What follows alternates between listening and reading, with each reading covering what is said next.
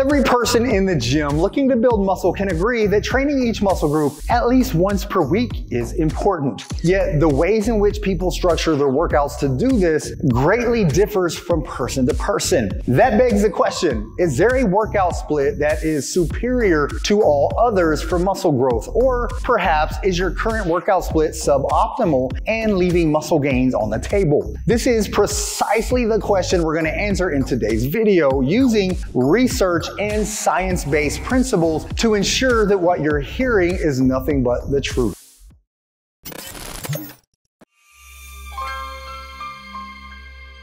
Theoretically, there are endless ways to structure your workout routines. However, no matter how you plan them out, every workout can be categorized as one of the following 4 splits: push-pull legs, upper-lower, full body, or a bro split. Push-pull legs is often a 3-day split that involves training the upper body push muscles such as chest and triceps on one day, the upper body pull muscles such as the back and biceps the next day, legs on the 3rd day, and then resting on the 4th day. An upper-lower split is a 2-day split that involves training all upper body muscles one day and then all lower body leg muscles the next day. This is usually followed by a rest day before repeating the cycle again. A full body split is exactly as it sounds. You train all muscle groups each training session. This is actually the first split I used when I first started training back in 1987. Then you have the bro split. A bro split is one of the most popular splits among bodybuilders and involves dedicating each day of the week to a different muscle group, such as training only chest on Mondays. There are also some modified bro splits that involve training 2 muscle groups per day, such as pairing chest and back together.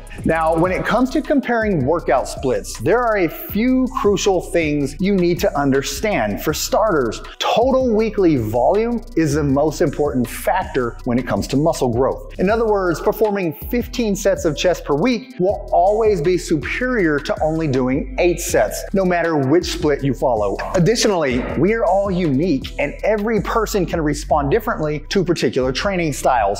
A major part of this concerns recovery as well, as a workout split that leaves you excessively fatigued, sore, and unable to properly recover between sessions is going to make all of your workouts less effective. All things considered, your personal genetics will play an important role in determining which workout split delivers the best results for you.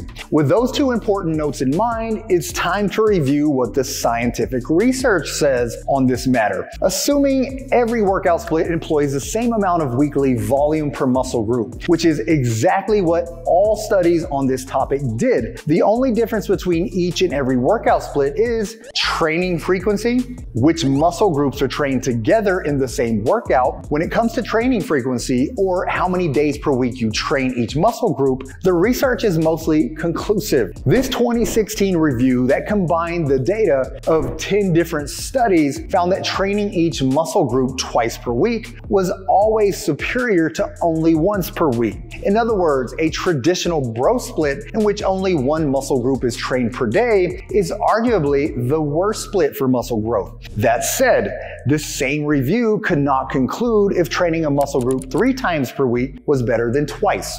On the contrary, your overall workout frequency, or how many times you get to the gym each week, likely doesn't matter a whole lot.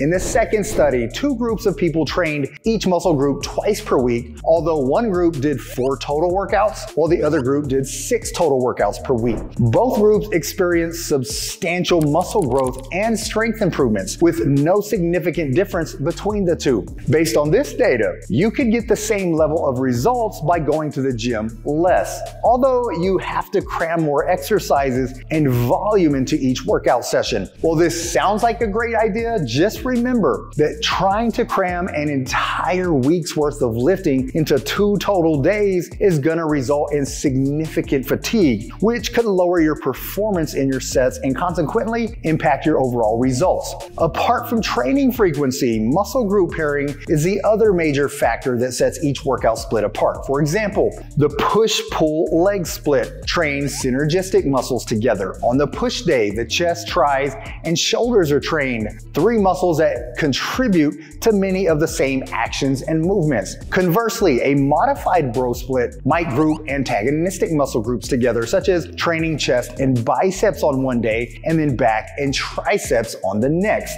According to this 2017 study, pairing antagonistic or non-synergistic muscle groups together allowed for a 6% increase in peak torque and a 5% increase in total performed work for the trained muscles. In simpler terms, this means each trained muscle group was able to exert more force when paired with a non-synergistic muscle, such as pairing bench press with bicep curls instead of triceps pushdowns. Clearly, this finding has implications for maximizing strength. However, not being able to lift as much weight or perform as much total work can negatively impact your muscle growth results as well. Therefore, it could be argued that the push-pull leg split is inferior to a modified bro split, although this difference would be negligible at best. This also means a person doing a full body or upper-lower split might want to order their exercises in such a way that avoids synergistic muscle groups being trained back to back. Finally, with all that context out of the way, let's look at how each workout split adds up. The traditional bro split is likely the worst workout split for muscle growth on this list. Simply put, training each muscle once per week is just not optimal for maximizing muscle growth, and you basically are forced to train at least 6 days a week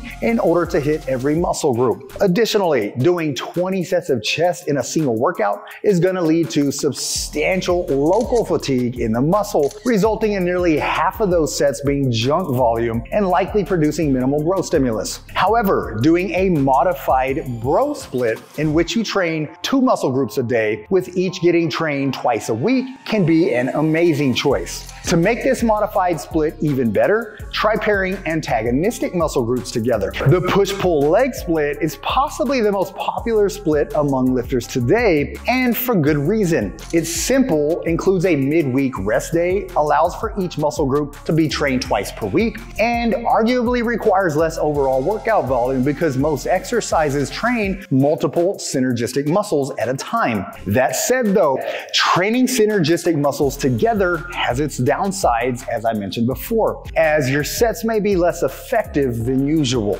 Regardless of that fact, there is nothing inherently bad with the push-pull leg split. The upper-lower split is essentially on par with the push-pull legs. Both provide the same general benefits, although the upper-lower split allows for an extra rest day each week and lets you train each muscle group 3 times a week if you want. Lastly, we have the full body split, which is either loved or hated among lifters. The major advantage of a full body routine is every exercise is done with a mostly fresh muscle group, since fatigue won't carry over very much between exercises because they're all done with different muscle groups. Every exercise can be performed with heavier loads and done with high levels of energy and intensity. Additionally, adjusting your weekly volume to align with your training goals can be as simple as adding an extra set to every exercise or even skipping an entire workout.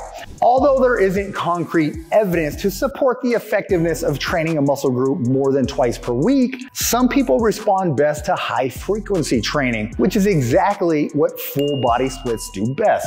All right, to wrap this all up, you're probably not surprised to hear that there isn't a best workout split. That said, each and every person has a specific workout split that works best for them, and that's almost always the one that they enjoy the most and consistently keeps them coming to the gym. As long as your workout split allows you to train each muscle group at least twice per week, reach your target weekly volume, and sufficiently recover from it, you've found a good split for you. With that said, if you want help designing a workout split that is tailored specifically to you and your unique situation, then check out my one-on-one coaching program by clicking on the link in the description below. With that said, thanks for watching my video, and as always, get busy, get after it, and God bless.